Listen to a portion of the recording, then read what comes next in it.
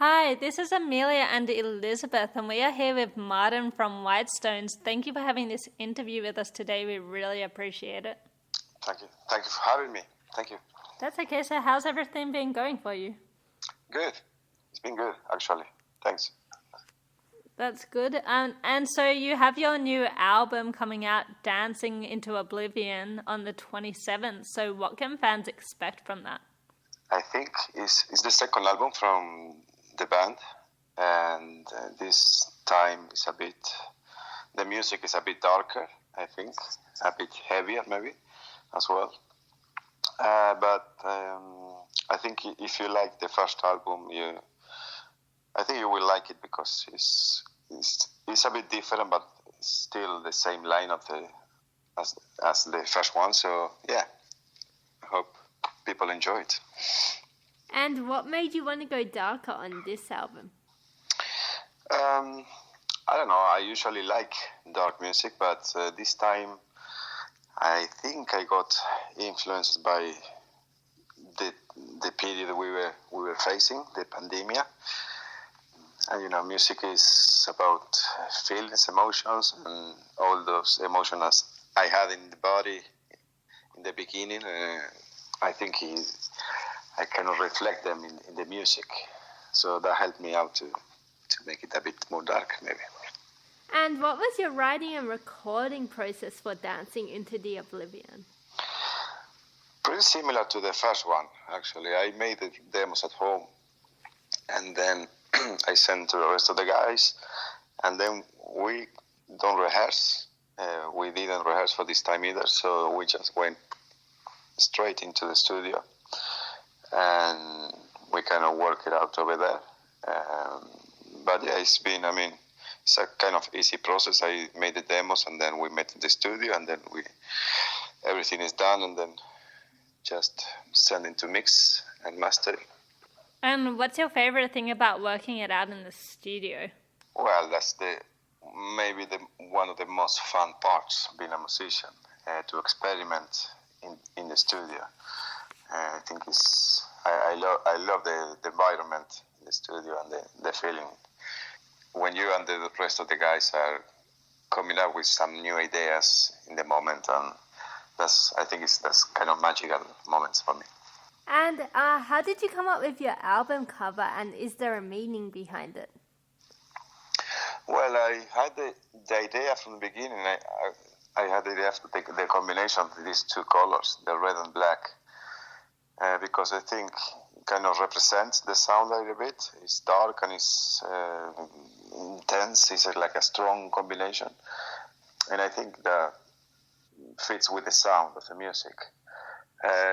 My partner actually made the artwork, and she kind of she did different experiments, painting and then working out with the pictures and all of that. So yeah, the idea was to have something with these two colors to represent the sound a little bit. And that's cool. You said your partner painted it, so does she do that for work, or does she just do it for a hobby? Well, she's a photographer. Oh, cool. That's cool. So yeah, she's not a painter, but she usually paints sometimes, and then she worked it out with as photographer as well. Yeah. And you have 3 instrumental tracks on your new album. So what inspired this? Well, I had an idea from the beginning to have these interludes between the heavy songs. I think my idea is a good listening for the album from start to end.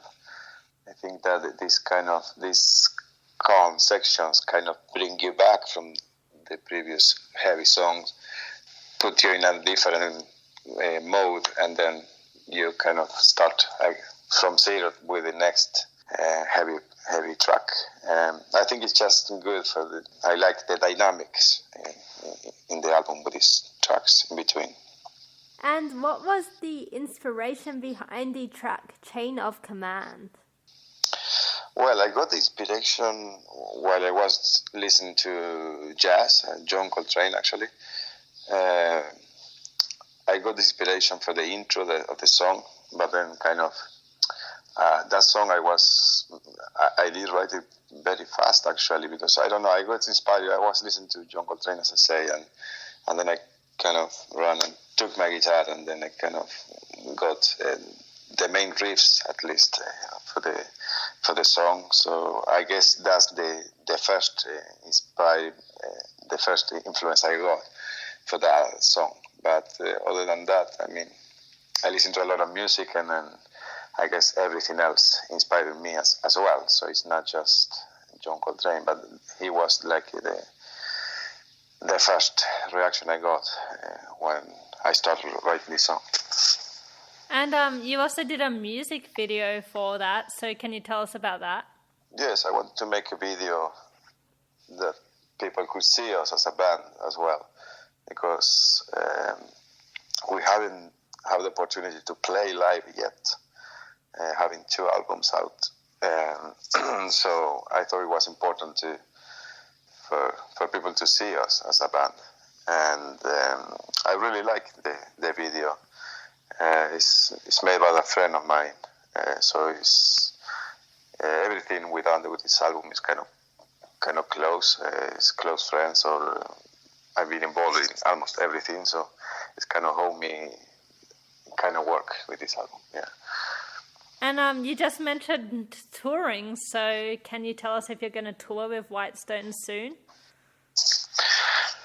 The idea is to make a few shows and some festivals with this band. I don't know about touring because I'm pretty busy already with Opeth. But if I have the time and the time is right, I will do it. But otherwise, I think right now the idea is to do a few shows when I have some time off, and some festivals, which is a bit easier to make. So yeah, that's the idea for now. Yeah, and you also have an American tour coming up with Opeth, don't you? Yeah, it's planned, yeah, at least. That's exciting. We can do it, yeah. And you began as a solo project and evolved into a band, so how did this come about? Well, I don't like the idea being a solo project, because I think everybody else in the band, I mean, I'm the writer, yes, and involved in almost everything, but the other guys, they add some colors to the music as well, and they participate in different ways, so I consider it as a band in that sense. And you place Sandberg basses, so what's your favorite thing about playing them? Well, I got this signature model last year, and I played through the whole album with its bass, and I think it's great. It's a combination of a jazz bass, Fender jazz bass, which I've been playing my whole life pretty much, and we made some adjustments to what I like. For example, the position of the pickups is kind of different, and we choose a precision type of body shape with a jazz bass neck. Yeah, I mean, overall it's a great instrument. It's a very, very related, very professional instrument, actually, and it's not that expensive, which that's something that I like to. But yeah, overall it's a great bass, yeah, guitar. Yeah, and where can people get that bass from? I'm sure there are a lot of people wondering. Well, I think you can order it from the website, Sandberg. But also they have some distributors, so I guess you can ask them where you live, where you can find them. But I guess they have distributors around the world, I think, so it should be easy to get them.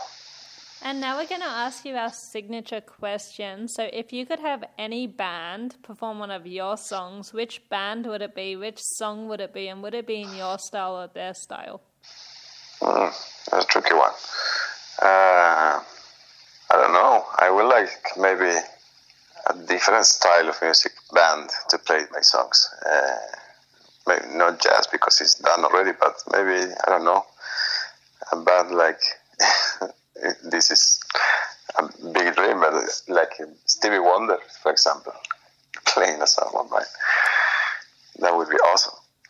What song? I don't know. But Chain of Command will be a good one. That would be really cool to see. Yeah, very rare, very strange. I would love to see his take on it. Yeah.